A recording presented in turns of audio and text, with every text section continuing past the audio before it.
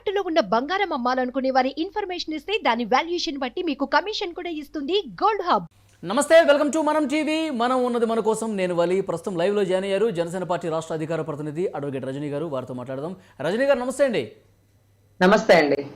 రజనీ గారు, 24 స్థానాలు 3 ఎంపీలు అన్నారు మొదటగా. ఇప్పుడు మళ్ళీ తగ్గిపోయినాయి జనసేన స్థానాలు 21, 2 ఎంపీ. ఏంటి మేడం, మళ్ళీ త్యాగాలు చేయాల్సిన అవసరం జనసేనకి ఎందుకు వస్తుంది? సార్, ముఖ్యంగా అదే మాకు అర్థం కావట్లేదు సార్.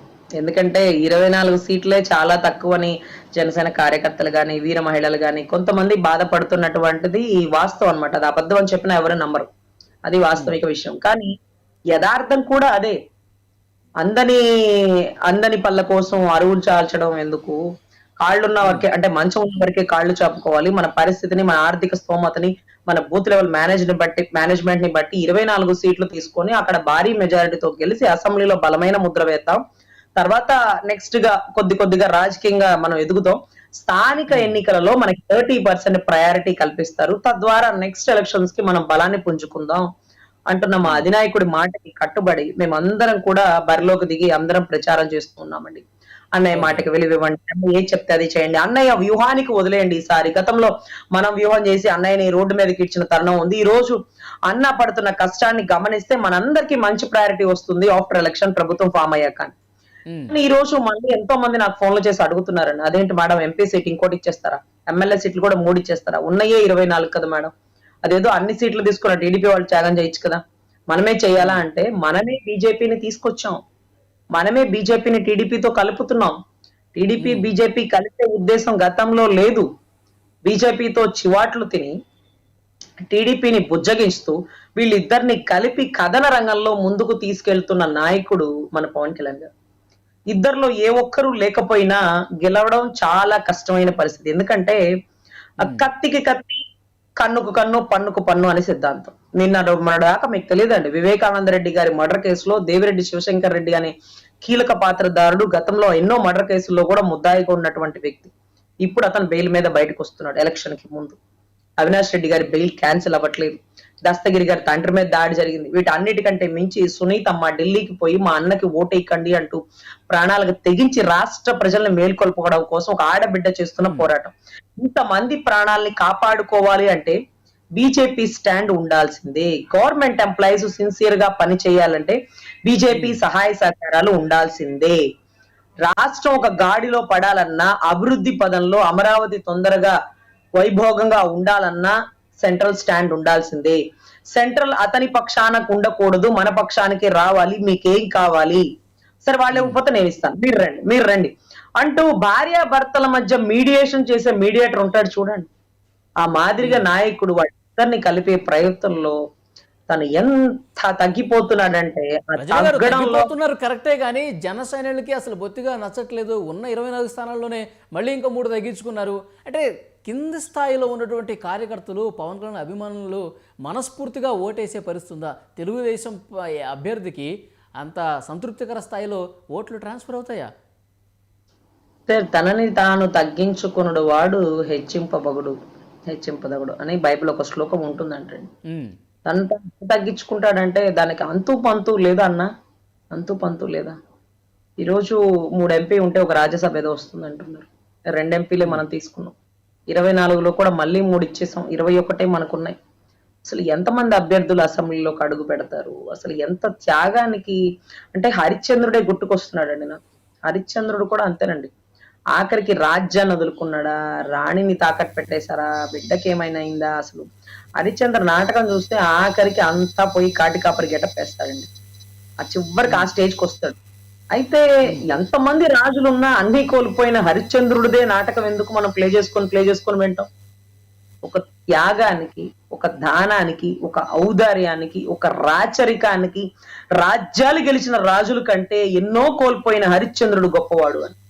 ఈ రోజు నా అన్న నా కంటికి హరిశ్చంద్రుడు అంత గొప్పవాళ్ళలాగా, దాన వీర సూరకర్ణ అంత గొప్పవాళ్ళ కనపడుతున్నాడు. కానీ అందరి కంటికి అలా కనపడకపోవచ్చు. రజనీ గారు, ఇప్పుడు పవన్ కళ్యాణ్ గారు దానాలు చేసేస్తున్నారు, త్యాగాల మీద త్యాగాలకి సిద్ధమైపోతున్నారు. ఫర్ ఎగ్జాంపుల్, రేపు అధికారంలోకి వచ్చిన తర్వాత పరిస్థితి ఏంటి? అధికారంలోకి వస్తే సీఎం పదవి ఎలాగో ఉండదని చెప్పేసి కన్ఫర్మ్ అయిపోయారు. గతంలో సభల్లో మనం చూస్తే సీఎం అని చెప్పి అరిచేవాళ్ళు. అలా అరవకండ్రా బాబు అని చెప్పి వారించిన సందర్భాలు మనకు గుర్తే ఉంది. ఇప్పుడు ఇక సార్, పూర్తిగా లేదు కదా. సార్ ఆయన ఎప్పుడు సీఎం అయ్యే ఉద్దేశం బహుశా ఆయనకు ఉందో లేదో నాకైతే తెలియదు, కానీ జన సైనాని అంటేనే అక్కడ సీఎం అరుపులు ఉండవేమో అనుకుంటున్నా, ఏమంటారు సార్? వినండి, అక్కడ జన సైన్యాన్ని రెడీ చేసినప్పుడు ఒక జన సైనికుడుగా ఆయన ఉన్నప్పుడే ఆయన రాజు కాదు, నేను సైనాని, నేను యుద్ధంలో ముందుకెళ్లి రాజ్యాన్ని కాపాడడంలోనే నా పాత్ర ఉంటది. రాజ్యంలో రాజు అంటే రాచరికంలో కూర్చోవడం కాదండి, శత్రువుల్ని యుద్ధం టైంలో కాపాడేవాడే సేనాని. ఈ రోజు మా అన్న బల్లాల్లాగా అంటే బల్లాల రాజులాగా రాచరిక అంటే ఆ సీట్ లో కూర్చోలేకపోయినా బాహుబలి లాగా 2 చేతులు కట్టుకొని సైనాని వస్తున్నప్పుడు వచ్చే రీసౌండ్ ఉంది చూడండి. అతను రాజ్యం కోసం త్యాగం చేస్తే హరిశ్చంద్రుడు, నేను రాష్ట్ర అభివృద్ధి కోసం త్యాగం చేయాలి. కేవలం ఈ ఎలక్షన్స్ ని 2014లో ఒక్కచాట పోటీ చేయకపోయినా మా అన్న చెప్పిన మాట విని మేము బరిలోకి దిగి టీడీపీ ప్రభుత్వాన్ని, బీజేపీ పొత్తులో ఉన్న ప్రభుత్వాన్ని గెలిపించడంలో మా పాత్ర ఉంది కదండి. ఈసారి కూడా అదే అనుకుంటాం. అప్పుడు అసలు ఏమీ సీట్లు లేకుండానే పనిచేసాం. ఇప్పుడు ఒక 10, 15, 20, 21 వచ్చినాయి. ఆయన ఇవన్నీ మాకెందుకు, సీట్లతో మాకేం పని, ఎన్ని సీట్లు వస్తే మాకెందుకు, మా అన్న ఏం చెప్తే చేస్తాం.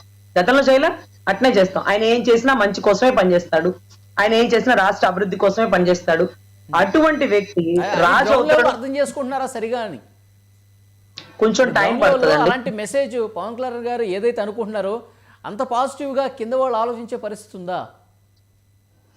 అఫ్ కోర్స్ ఆలోచించుదాం అనుకున్నా కొంత పౌరుషాలకి పోవాల్సి వచ్చినటువంటి పరిస్థితులు ఉంటాయండి. ఆలోచించాలని మనసు కనిపించిన చుట్టుపక్కల వాళ్ళు రెచ్చగొడతారు. అబ్బా అంతో సీట్ల కోసం పని చేయాలా, ఇంకోటి అంటూ రెచ్చగొడతారు. సర్లేబ్బా ఎంత తగ్గితే అంత నిలబడతాడు. సో ఖచ్చితంగా ఆయన ఏ నిర్ణయం తీసుకుని దానికి కట్టుబడి ఉంటాం. రాష్ట్రంలో మనం ఏదైతే అనుకున్నామో, ఏదైతే ఎక్స్పెక్ట్ చేసామో, మనం అనుకునేది ఎలాగో కావట్లేదు, సర్లేరా బాబు మనకి పార్టీలు వద్దు, మనకొద్దు, మీరు ఎవరు కోటేసుకోవాలో వాళ్ళు వేసుకోండి, ఇలా మాట్లాడుకునే పరిస్థితి ఏమన్నా ఉండొచ్చా?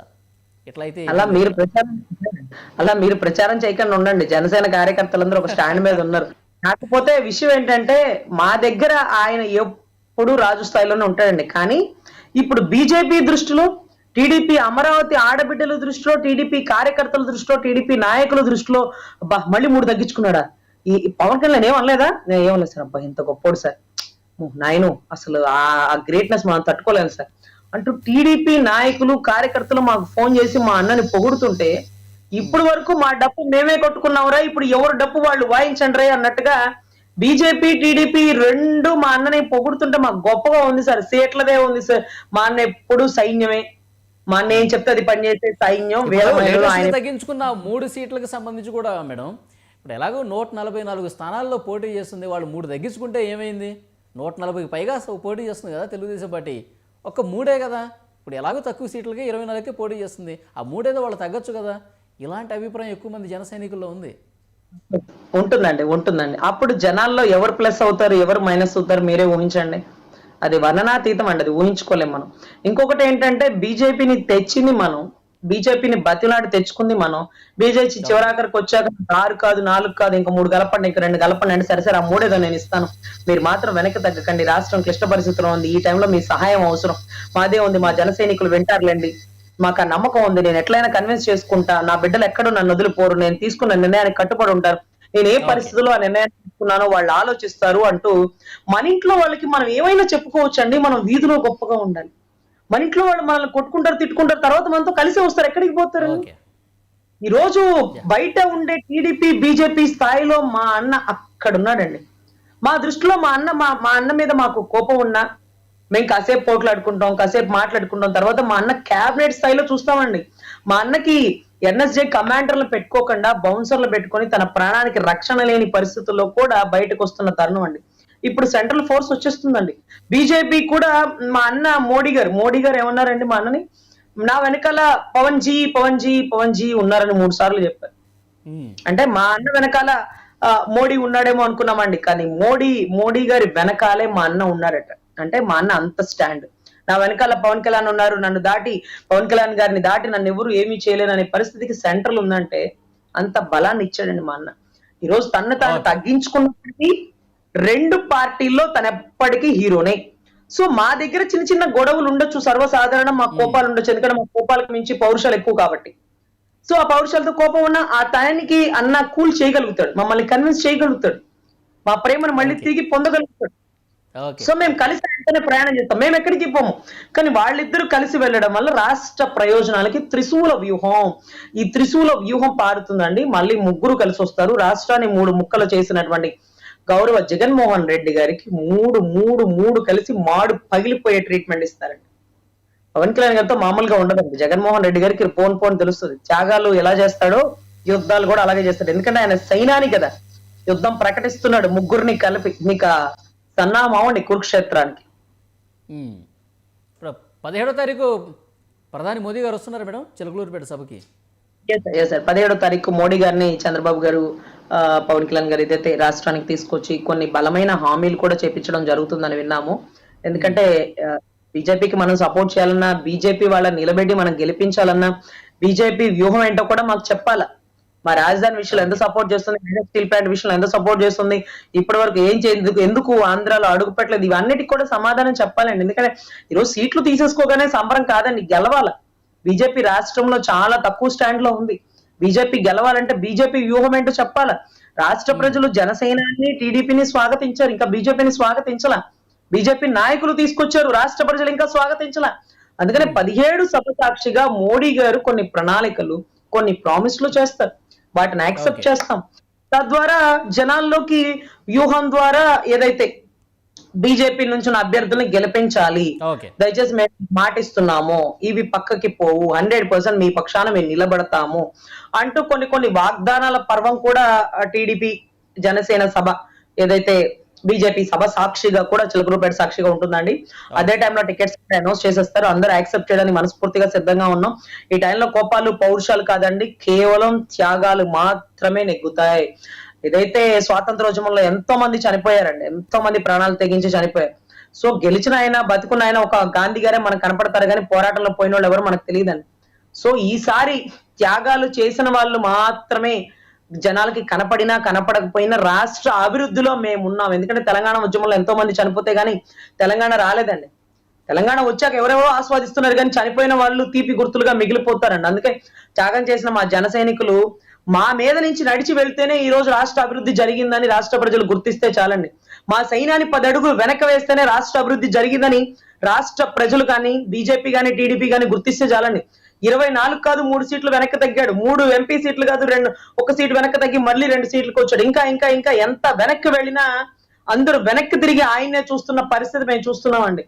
సో మా నాయకుడిని చూసి 2 పార్టీలు, ఒకటి సెంట్రల్ పార్టీ, ఒక స్టేట్ లో భారీ పార్టీ ఉన్న టీడీపీ కూడా మా నాయకుడిని ఇస్తున్న గౌరవానికి మేము ఫిదా అండి. సీట్లదే ఉందండి, ఆయన చెప్తే ఒక్కచాట కూడా పోటీ చేయకుండా 2014 ఎలక్షన్స్ లో ఎనానమస్ గా టీడీపీకి ఎంత సపోర్ట్ ఇచ్చాం వాళ్ళకి తెలుసండి. సో నో ప్రాబ్లం అండి, అన్నిటికీ సిద్ధంగా ఉన్నాం. అధినాయకుడి వెనకాల నడిచి వెళ్ళడానికి, ఆయన వ్యూహానికి మేము కట్టుబడి ఉంటాం. ఈసారికి ఆయన వ్యూహానికి వదిలేస్తామండి. Thank you very much Rajani గారు. నమస్తే.